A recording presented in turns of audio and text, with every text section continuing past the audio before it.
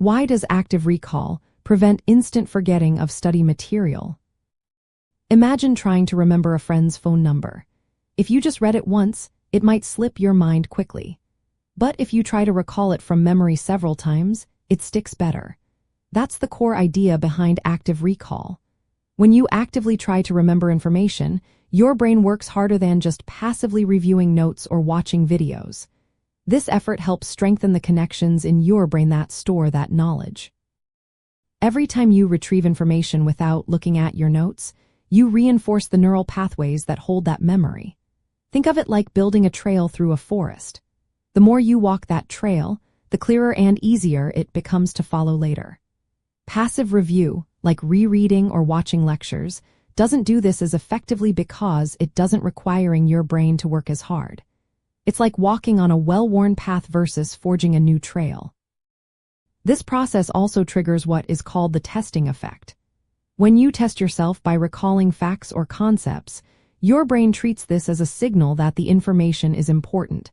This makes your brain more likely to store that knowledge in long-term memory instead of forgetting it quickly. It's similar to practicing a skill. The more you do it, the better you get at it. Active recall also helps you spot what you don't know well.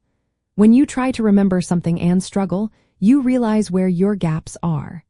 This guides you to focus on those weak spots, making your overall understanding stronger. It's like fixing weak links in a chain so the entire chain becomes more durable. Each successful recall also makes the memory more durable. Repeating this process over time, especially with spaced intervals, makes the memory last longer. It's like watering a plant regularly so it grows strong and healthy. This durability means you're less likely to forget the material instantly after studying. Practicing with flashcards is a simple way to do active recall. You look at a question and try to answer it from memory before flipping the card. Writing or speaking answers without notes also works well. Doing past exams or explaining concepts to someone else are other effective methods.